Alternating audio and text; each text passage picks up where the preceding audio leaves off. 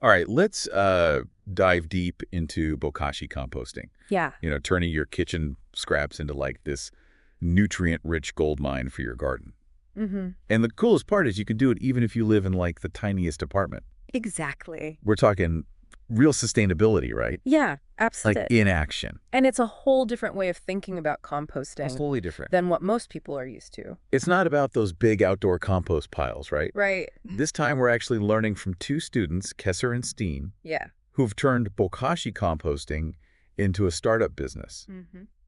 They're all about like sustainable food production. Yeah. And they found this ingenious way to make it happen. And what I find really interesting about their story is how simple and affordable they've made it. Yeah. Yeah. They have this whole no money out of pocket approach. That's what's so inspiring about them. Yeah. So let's rewind a bit.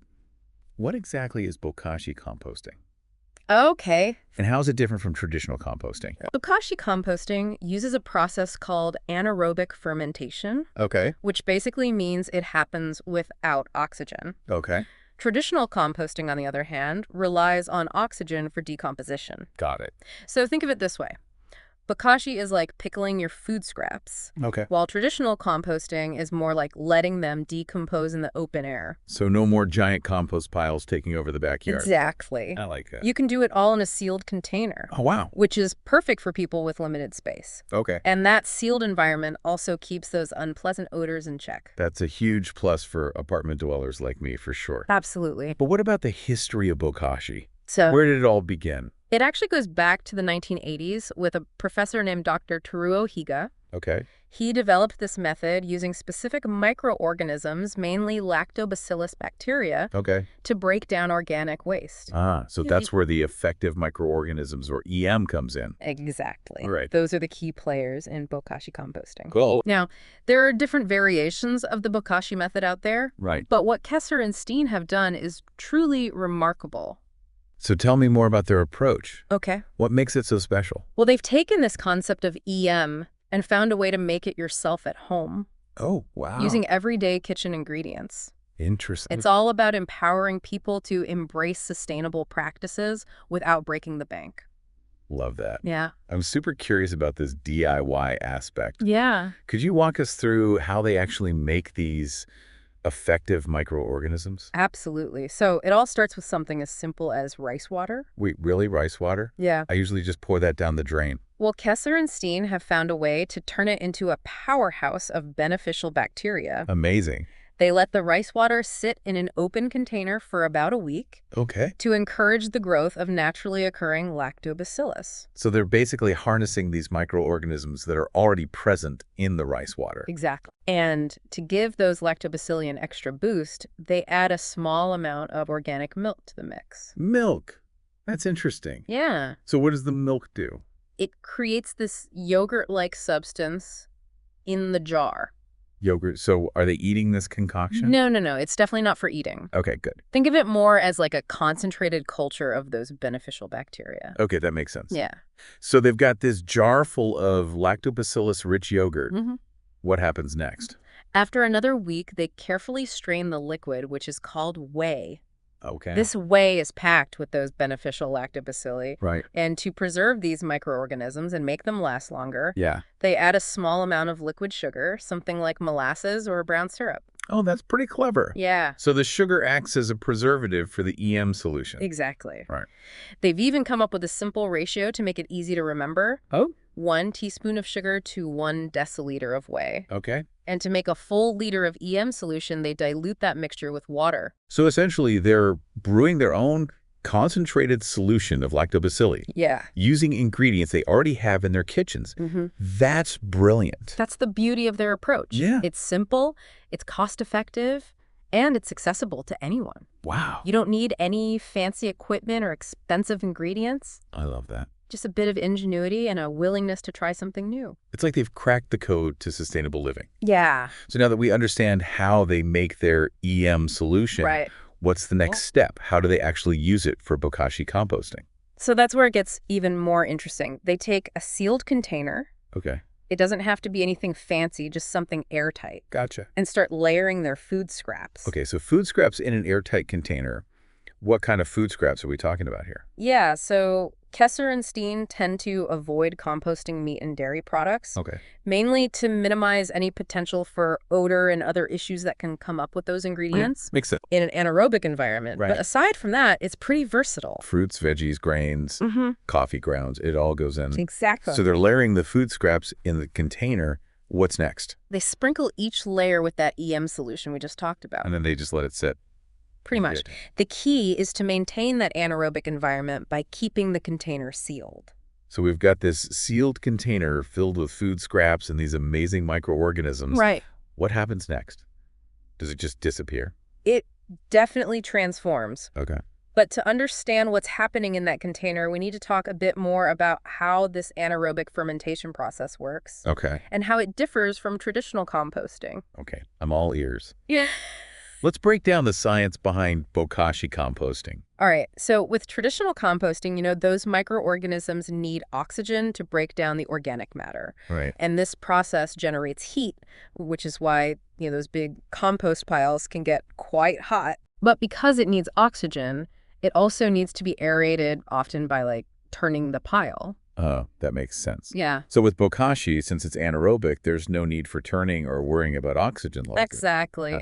And because there's no heat generated, it's a much slower process. Okay. More like fermentation. Gotcha. But the beauty of it is that it's happening in that sealed container. Right. So there's no risk of attracting pests or creating those strong odors that can sometimes come with traditional composting. It sounds like Bokashi is a much more contained and controlled process. It is. But you mentioned it's slower. So how long does it actually take for those food scraps to break down in the Bokashi container? Well, it typically takes about 2 to 3 weeks for the initial fermentation process to complete. Okay. During that time, the microorganisms are working their magic, breaking down the food scraps into smaller molecules. So it's not like traditional composting where you end up with finished compost that you can directly add to your garden. Yeah. That's right. What you end up with after those 2 to 3 weeks is what's called Bokashi pre-compost. Pre-compost. It's not fully decomposed yet, Okay. but it's been pre-digested by those beneficial bacteria. Pre-digested. Interesting. Yeah. So what do you do with this Bokashi pre-compost?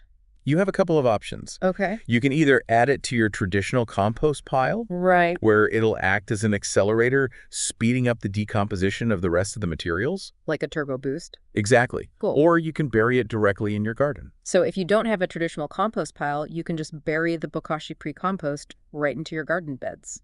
Yeah. Okay, that makes sense. But how does burying pre-compost in the garden actually benefit the soil? So because it's already been partially broken down by the EM, Right. it decomposes much faster in the soil than raw food scraps would. Okay. And as it decomposes, it releases all those valuable nutrients back into the soil, enriching it and creating a healthy environment for your plants. It's like a pre-digested, nutrient-rich meal for your plants. That's a great way to put it. I like that. And because the Bokashi pre-compost is also full of those beneficial microorganisms, Right. it helps improve the overall soil structure and microbial activity, creating a thriving ecosystem beneath the surface. It sounds like a win-win situation, reducing waste and creating this incredible fertilizer at the same time. Yeah. But before we get too carried away with the wonders of Bokashi, are there any potential downsides or challenges that we should be aware of? That's a great question, and it's important to consider both sides of the coin. Right. While Bokashi has many advantages, there are a few things to keep in mind. Yep. For example, you need to make sure you're releasing those gases that build up in the container during the fermentation process. Okay. Most Bokashi containers come with a spigot for this, so you can drain off any excess liquid that accumulates. So it's not completely set and forget. There's a bit of maintenance involved. Just a little bit, and it's worth it for the benefits you get in return. Another thing to remember is that Bokashi is a bit more sensitive to certain materials. Like we mentioned earlier, Kesser and Steen avoid composting meat and dairy as they can create some unpleasantness in the anaerobic environment. Yeah, that makes sense. It's all about understanding the limitations of the method. Right. It's not a magic bullet for all composting needs. It has its strengths and weaknesses, just like any other method. Exactly. So it's all about choosing the best method for your individual needs and circumstances. Absolutely. And that's where a clear comparison between Bokashi and traditional composting can be helpful. Okay, let's dive into that comparison. Yeah. What are the key differences between the two methods, and when might one be a better choice than the other? Well, if you have a lot of yard waste, like leaves and branches, traditional composting might be the better option. Okay. Because it can handle those materials more effectively. Gotcha. Bokashi is really best suited for food scraps and other kitchen waste. So traditional composting for the bigger stuff, Bokashi for the kitchen scraps. What about space considerations? If you're limited on space, like those of us living in apartments, Bokashi is definitely the winner. Right. Remember, it all happens in that sealed container, so it's very compact and tidy. Yeah. Traditional composting usually requires a bit more space for that outdoor compost pile. Makes sense. Okay, that's a big plus for Bokashi. What about the time factor? We talked about how Bokashi is a slower process overall. Right. But does that mean it takes longer to actually get usable compost for your garden? It's a bit more nuanced than that. Okay. While the initial fermentation process in Bokashi is slower, Right. remember, you can add that pre-compost directly to your garden. Right. So in a way, you're getting nutrients to your plants faster Yeah. than if you were waiting for a traditional compost pile to fully decompose. Ah, so it's like a head start for your plants. Exactly. That's cool. What about the cost factor? Kesser and Steen have really emphasized this no money out of pocket approach. Yeah.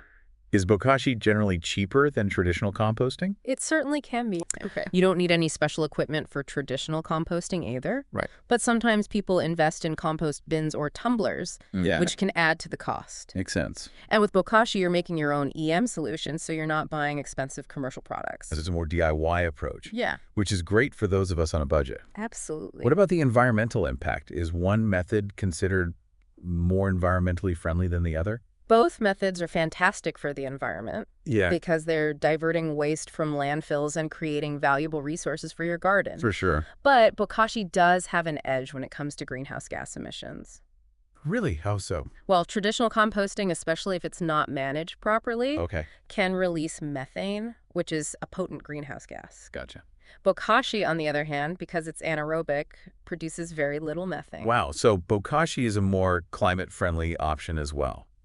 This is all so fascinating. It is. I'm starting to see why Kesser and Steen are so passionate about this method. Their story is a testament to the power of simple, innovative solutions. Yeah. They've taken something that might have seemed complex or intimidating and made it accessible to everyone. And they've shown us that sustainable living doesn't have to be expensive or complicated. Right. It can be something we can easily integrate into our everyday lives. Absolutely. And by choosing methods like Bokashi composting, we're not just reducing our environmental impact, we're actually enriching our gardens and ultimately ourselves. It's like a beautiful cycle of giving back to the earth and reaping the rewards. Exactly. So as we wrap up this part of our deep dive, what would you say is the most important takeaway for our listeners when it comes to choosing between Bokashi and traditional composting? I think the key takeaway is that there's no right or wrong answer. Nope. Both methods have their pros and cons. Right. And the best choice for you depends on your individual needs and circumstances. Makes sense. Consider the type and amount of waste you generate, the space you have available, your budget, and your personal preferences. It's about finding the method that fits your lifestyle and empowers you to make a positive impact. Exactly. And no matter which method you choose, the act of composting itself is a powerful step towards a more sustainable future. Well said. So now that we have a clear understanding of the differences between Bokashi and traditional composting, let's shift our focus back to Kesser and Steen. Yeah. We talked about their motivations and their ingenious DIY approach to EM. Yeah. But how have they actually turned this passion into a business? What does their Bokashi composting startup look like in action? Well, they've really tapped into this community aspect of sustainability. You know, instead of just selling Bokashi products, they're creating a network of engaged individuals who are passionate about reducing waste and growing their own food. So it's more than just a business for them. Right. It's about building a movement. Exactly. They're fostering this sense of shared responsibility and empowering people to take ownership of their environmental impact. That's really inspiring. Can you give us an example of how they're putting this community-focused approach into action? Yeah. One of their key initiatives is hosting workshops and classes. Okay. They teach people how to make their own EM, set up their Bokashi systems, and use the pre-compost in their gardens. Cool. They've even partnered with local community gardens. Oh, wow. To provide Bokashi composting systems and training. That's a brilliant way to spread the knowledge and get more people involved. It's like they're creating this ripple effect of sustainability throughout the community. Absolutely. And they're also addressing a practical need. Okay. You know, we talked about how Bokashi is great for those with limited space, like apartment dwellers. Right. Well, not everyone has access to a garden. That's true. Yeah. So what do they do for people who want to compost but don't have a place to use the pre-compost? They've created a system where people can drop off their filled Bokashi buckets at designated collection points. Gotcha. Kesser and Steen then take those buckets and use the pre-compost to create nutrient-rich soil amendments for local farms and community gardens. That's a fantastic solution. It closes the loop beautifully, reducing waste, creating valuable resources, and supporting local food production. Exactly. It all comes back around. I love that. I'm so impressed by their ingenuity, their entrepreneurial spirit. It's amazing to see young people like Kesser and Steen stepping up and taking action on issues that matter. Yeah, they're a shining example of how passion and innovation can create real change in the world. And they've shown us that sustainable living isn't just about making individual choices. It's about building community and working together towards a common goal. Absolutely. It's about fostering connections and creating a sense of shared responsibility for our planet. Well, this has been an incredible deep dive into the world of Bokashi composting. I'm feeling so inspired by Kesser and Steen's story and their innovative approach to sustainability. It's been a pleasure exploring this topic with you. It's always exciting to discover people who are pushing the boundaries of what's possible and showing us that even small actions can make a big difference. I think the biggest takeaway for me is that sustainability doesn't have to be complicated or overwhelming. It can be as simple as turning your kitchen scraps into something valuable, like Kesser and Steen are doing with their Bokashi composting business. And it can be a source of joy, community, and empowerment. Absolutely. So to our listeners out there, we encourage you to explore the world of Bokashi composting. Maybe you'll be inspired to start your own system or connect with others who are already doing it. Remember, every step we take towards a more sustainable future, no matter how small, is a step in the right direction. And who knows, maybe you'll even be inspired to create your own innovative solutions for a healthier planet. The possibilities are endless. Until next time, happy composting.